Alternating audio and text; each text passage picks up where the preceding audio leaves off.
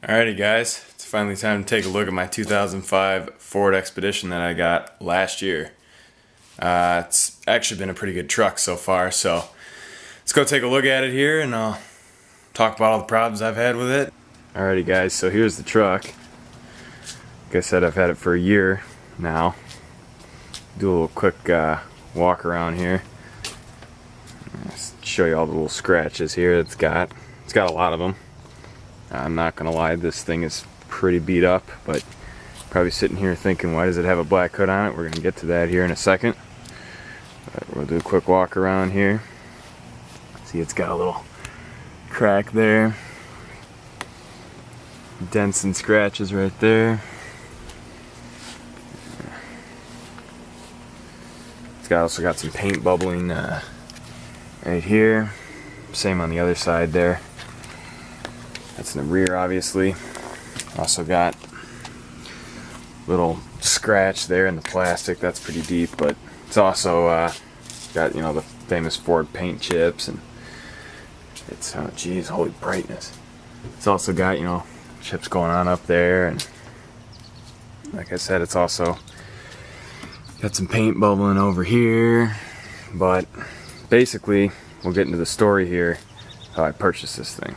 So I actually got the truck from my second cousin. They had it for 10 years. They bought it brand new, and they basically didn't take care of it. As you'll see here, the reason why it has a black hood on it is because my second cousin actually rear-ended somebody with it, and we bought it with collision damage in the front end. So that's why the black hood is on it. I'll throw up some pictures here. You can see that basically the whole hood was destroyed, all bent up, and then the bumper was all disformed and stuff. The bumper is actually original, and we kept that. That's actually still accident fresh. So we decided to keep the bumper basically because it was going to be too expensive to get, you know, a whole new bumper plus paint. That's the reason why it's not painted, is because there's no point in putting paint on it, because it's too much. They want $300-400 to paint a hood like that, and I'm just sitting here thinking, why? I mean, there's paint chipping in the back, and it's also, you know, 11 years old, and you're about to see why it's not worth the paint. It's not worth painting this thing. So I'll go show you here what exactly I'm talking about. And just for the record, and I'll show you, the vehicle only has 82,000 miles on it. Yeah, you're not gonna believe this. Now, being up north here, up in Michigan here, the roads are pretty bad. You know, they put salt and all kinds of crap on the roads here. It's getting worse and worse and worse. Well, you take a look at the truck from a distance here, everything looks fine. You know, the trim is kind of hiding those rocker panels. We actually bought this thing and didn't look underneath it hardly. We were only really concerned about how the engine ran and how the transmission shifted and everything. So you take a look under here and you get down under it and you can probably see the hole there. Go all the way down, there's a hole there. And then you get underneath it and you can see how rusty the frame actually is. It's a lot worse in person, believe me. But it's very, very rusty. Just surface rust mainly on the frame. But the other side's even worse. This is the driver's side. We'll go over to the passenger side here. And you will see on this side, I was actually contributing to this part, but there's actually no rocker panel left on this side. And of course, sorry for the brightness there, and then once again, a lot of surface rust on this frame. Now, most of this is repairable, but by the time you spend all the time and money, you might as well just leave it alone. If I had my way, I would, sand all this down and undercoat it, but I really don't have a good way to do it, so I'm kind of just going to leave it alone. And you'll notice here, if you go inside here, it's going to be hard to see, but there's actually a hole. I can stick my finger through here underneath the rocker panel. But that's the thing, everything's hidden here. You can't hardly tell that that's there. And honestly, this thing runs really good. So I basically don't care. That hood is pretty awesome, but we'll go ahead and we'll check out the interior here. Unlock it here. This does have four-wheel drive, but the interior of this thing is in really good shape. It actually cleaned up really well. I'll throw in some pictures of what it used to look like in here. I actually pulled up all the seats and everything and completely cleaned the floor. The seats are still a little bit dirty, but honestly, who really cares?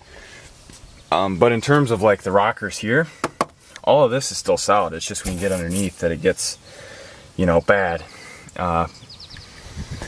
But basically, it's actually been pretty good to me.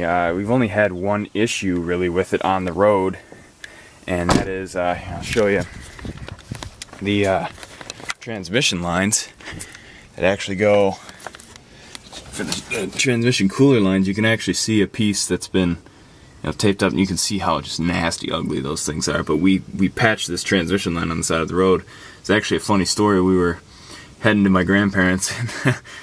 We got about halfway there and the transmission wasn't shifting right. We got out and there's an overdrive off light flashing on the dash, and we got out and the whole underside was covered in transmission fluid, and basically just had to replace this on the side of the road.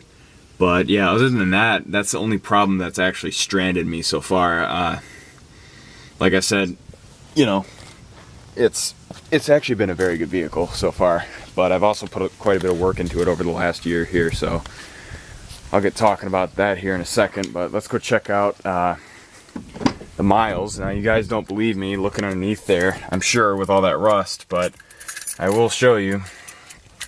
This thing does have only 82,000, actually almost 83,000, I don't know, I believe. Yeah, almost 83,000 miles. You can see that. But start it up here. It does have an exhaust leak because the muffler has a hole in it, but that's not really a big deal. But you can see it actually runs really, really good. Really, it's always pretty much ran good ever since I did the spark plugs, which took, you know, 12 hours. But, and I'm not exaggerating that either. It did take a long time. But we'll go ahead and pop the hood here and check out the engine. Taking a look around here, gander the engine here, you'll actually see it runs really, really good. And I'll get into why it does in a minute here, but you can see I have to hold up my hood with a piece of wood because the hood struts there need to be replaced. But in terms of like fluids and things like that, this thing doesn't burn any oil. The coolant, I've never had lost any coolant. Brake fluid's been good. It actually runs really, really good. And you can hear it. I really do like driving this thing too, especially when you get it up on 5,000 RPM. It's a lot of fun. But basically, I'm going to go over now what I've been doing to it the last year and what all I put into it here. So you're asking me what all I've done to this truck in the last year? Well, let me go through it.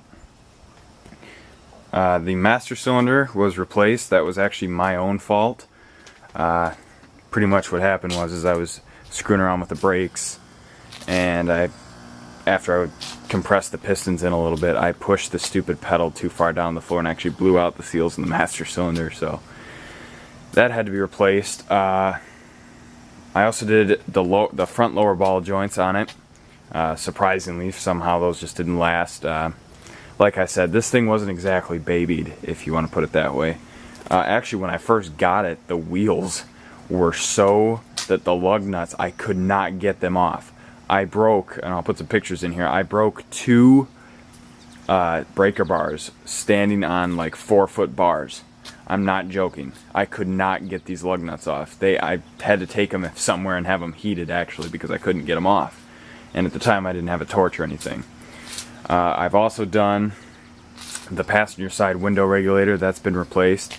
Both rear wheel bearings have been replaced. Now that's kind of an interesting job because it's really easy if you don't live in the, you know, salt belt here, but unfortunately I do, and those were seized in there so bad to the point I actually had to take off both rear knuckles and have them pressed out, even though they were hub assemblies, and I should have just been able to pull them out with my hand basically, or a couple taps, but it took 30 tons to press those out. But anyway, I also did the parking brake shoes and hardware, and they still don't work. I'm not really sure what's up with that. I think it may have something to do with the cable adjustment, and I just haven't gotten around to really screwing with it. I've also done the spark plugs, like I was saying. That actually took me, I started at 1 o'clock in the afternoon one day and finished that day at 11 p.m. So it took me about 10 hours to do those, basically because all 8 of them broke off because it's a 5.4 liter 3 valve, and that's just what they do. I also did recently, like just last week, I just did all the timing components. I did timing chains, I did obviously the sprocket stuff, I did the oil pump. I put a Melling oil pump in it, and it's got much better oil pressure now, at least I think. I haven't really hooked up a gauge to it or anything, but I've heard good reviews on those Melling oil pumps, and they're only about $100. And of course I did all the timing chains, the phasers, which are very prone to failing on these engines, and then I also did the guides and the tensioners and tensioner arms. So the timing on this is set for, you know, basically another 100,000 miles. Hopefully. That's if the phasers don't go out again, which they probably will. Also, when I first got it, after I was able to get the tires off, I had to take them and get them balanced because a wheel weight actually flew off on the freeway and basically made the wheel, you know, shake a bunch because it was out of balance. And I've replaced every single fluid other than the rear and front differentials, basically because I've checked them. I got little samples out of both of them, and honestly they're not bad at all. So what else have I done here?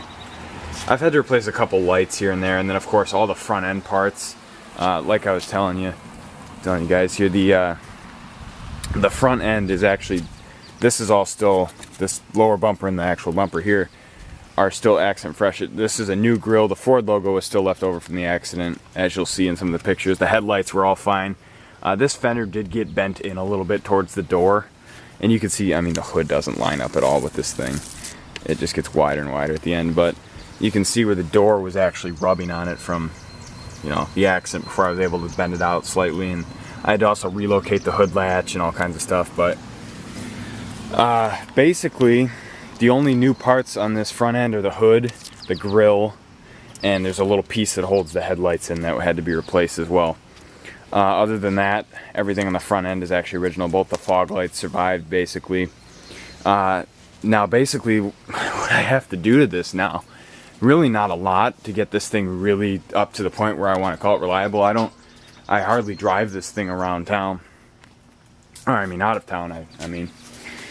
But basically what it needs big time is tires. These tires are actually 8 years old, and they've served well.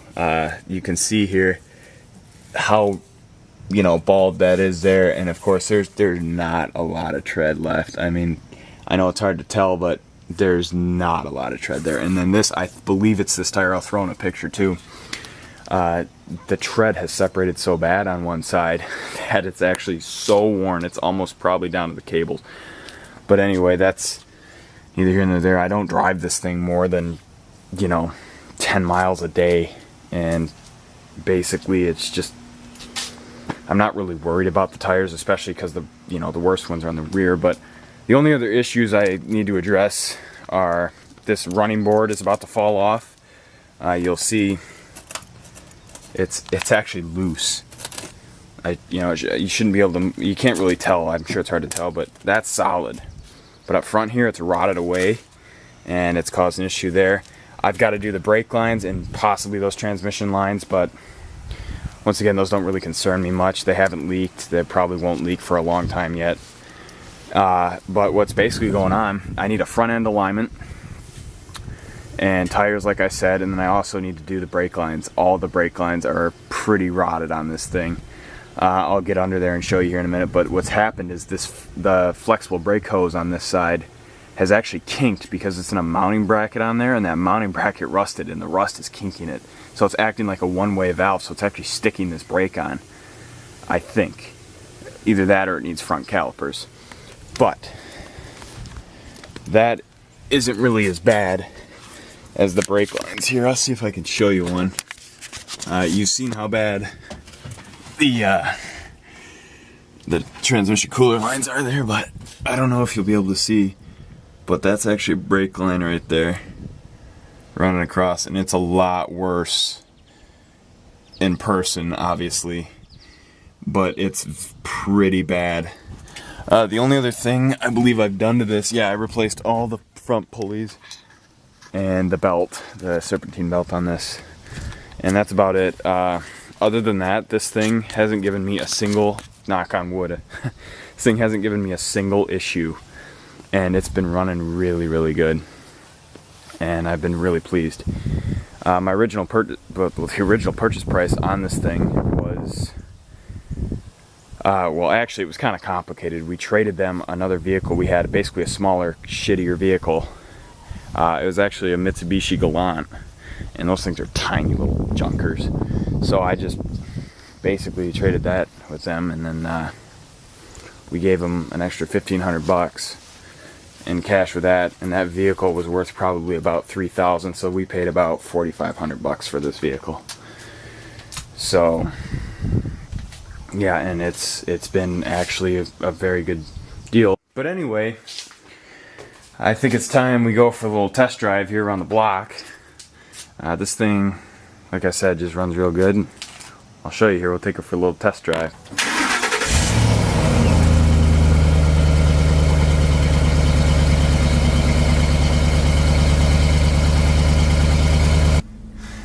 Alright, well, let's get going here.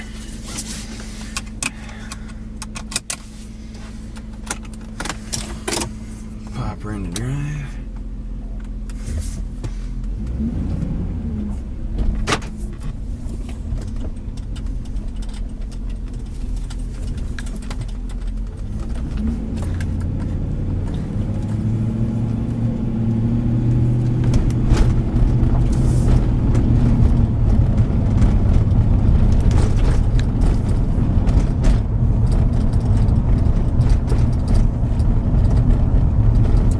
I absolutely love driving this vehicle.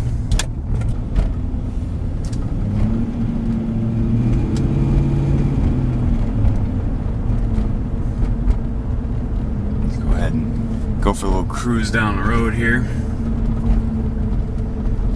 Like I said, this thing is running absolutely beautifully. It runs quiet.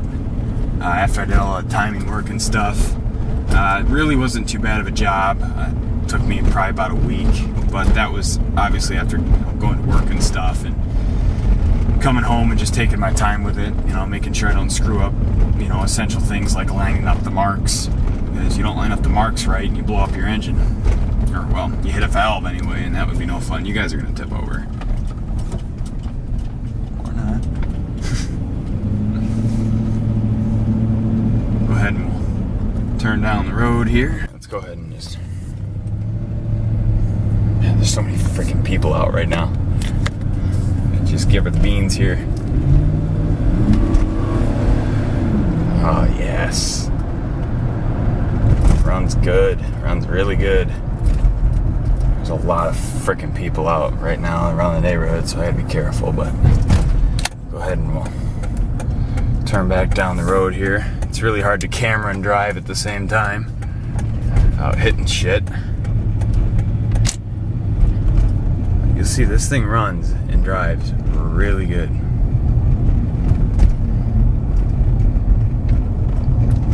Stick in the road.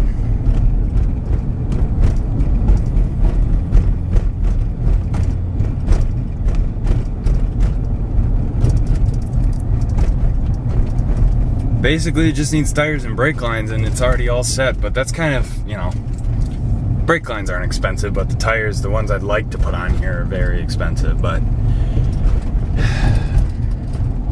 it is what it is. I'll be getting tires at some point here. I can't drive on these ones forever, unfortunately. But we'll go ahead and just get back here and do one last little walk around and call it a day here. Alright, we're back, and I'll just show you here. We're at full hot now after that little drive. And you can hear, you didn't know what it was before, but this thing is very quiet now. No noise. Nothing. Used to click and knock and make all kinds of noise, but anyway, I hope you guys enjoyed my little review here of this thing. I absolutely love this vehicle. If you guys have actually watched through this entire thing, I sincerely appreciate it. I'm going to throw in a last couple little pictures here of just a little couple off-road things, and then call it a video. Once again, thanks for watching. I really appreciate it.